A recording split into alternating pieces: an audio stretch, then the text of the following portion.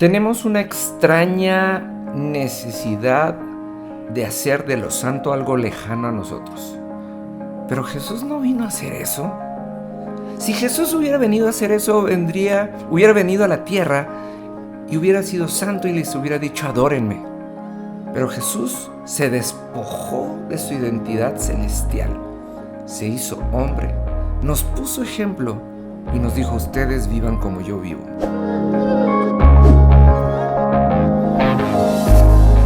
Amados, ¿cómo están? Muy buenos días. Mire, híjole, es que yo creo que si hay una cita que me emociona en la Biblia, y creo que la he mencionado muchas veces aquí, es Juan 14:12. Jesús, ya resucitado, viene con sus discípulos y les dice: las mismas cosas que yo hice, ustedes harán, y aún mayores. Pero ¿sabe, amados? Esto no es una tarea complicada. Y perdón el comercial personal, Vanessa Zamora, pon mucha atención. Jesús les dijo: las mismas cosas que yo hice, ustedes harán, y aún mayores. Quiere decir, ustedes van a hacer milagros aún más poderosos que yo, porque los llamé mis amigos. Pero piense esto: Jesús los puso a practicar mucho tiempo antes de ser crucificado, y los puso a practicar mucho tiempo antes de resucitar. Porque dijo: ahora ando con mis cuates, ahora todos funcionamos igual. Mire, piense esto: no por ninguna razón un hombre llama a su mejor amigo para apoyarlo el día que se case. En pocas palabras, aquel que lo agarre y lo amarre por si se quiere escapar, ¿no? Quiero pensar yo. Pero bueno, ya en serio. Dios mandó a Jesús y les dijo: ponles un ejemplo de cómo los diseñé para que funcionen, y échalos a andar. Y entonces Jesús viene y les dice: ya no los voy a llamar mis siervos, ahora los voy a llamar mis amigos. Ustedes son dignos de confianza como yo. Ustedes funcionan como yo. Y entonces empieza a pasar el milagro. Y le voy a decir que este es el secreto del milagro que muchos no ven.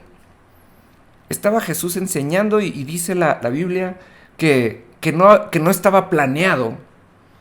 Y empieza a enseñar y se empieza a juntar la gente, y se juntan 5,000 hombres con sus esposas y con sus hijos. Estamos hablando de más de 20,000 personas. Y de repente uno de los discípulos viene y le dice: Señor, despáchalos a su casa, porque no tenemos con qué darles de comer y tienen que ir a descansar.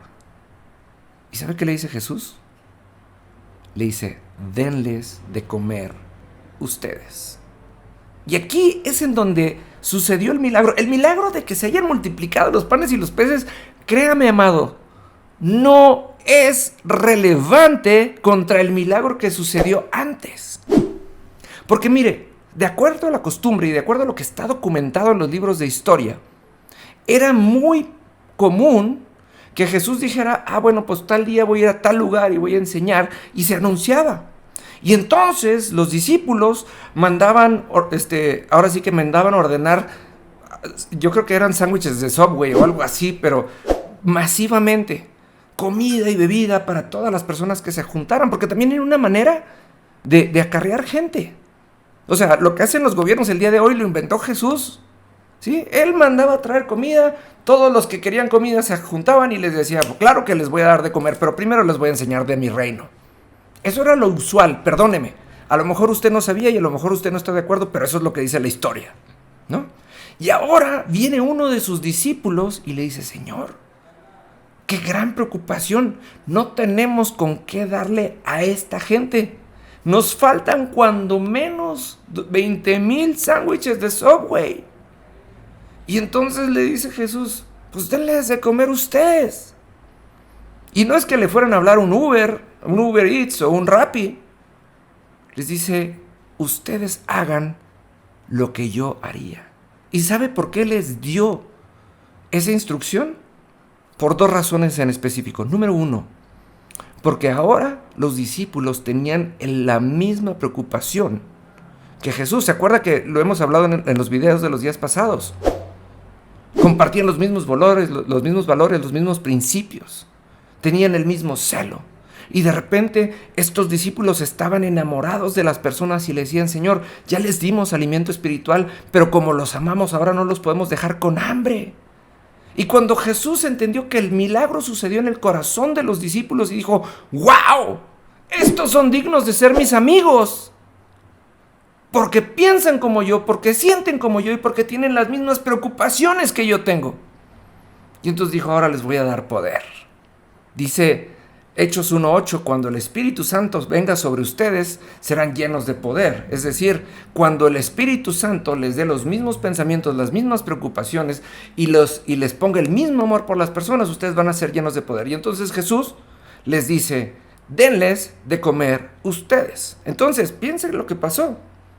Porque pasaron 3 milagros antes de la multiplicación. Milagro número 1. Pensaban, sentían y tenían las mismas prioridades que Jesús. Señor, no tenemos con qué darles de comer. Estaban preocupados, estaban amando a la gente. Milagro número 1. Milagro número 2. Jesús pone en los discípulos la facultad que había en Jesús. Y les dijo, los del milagro van a ser ustedes. Y número 3. Encontraron un imposible. Dijeron, mira, aquí hay un chavito que va pasando con 5 panes y 2 peces.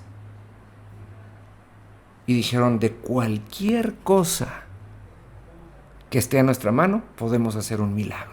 Entonces Jesús toma los panes y toma los peces y le dice, Señor, gracias. Y los bendice. Pero no está diciendo que agarró y bendijo nada más a los panes y a los peces. Los agarró y los bendijo a los discípulos. Les dijo, Señor, has hecho una multiplicación en los discípulos. Y entonces agarran los discípulos y empiezan a repartir, sabiéndose que son iguales que Jesús, porque comparten valores, porque comparten principios y porque conocen el corazón del Señor. Y entonces son los discípulos los que empiezan a multiplicar los panes y los peces. Si usted se acuerda, eran 12 discípulos y cuando termina el milagro, quedan 12 canastas llenas de panes y peces, una por discípulo. Y el 12 en la Biblia, amados, es símbolo de gobierno. En los discípulos gobierna el corazón de Jesús. Son sus amigos. Me fui de largo. Me emocioné, perdóneme. Pero dígame qué piensa. Nos vemos mañana. Que Dios lo bendiga.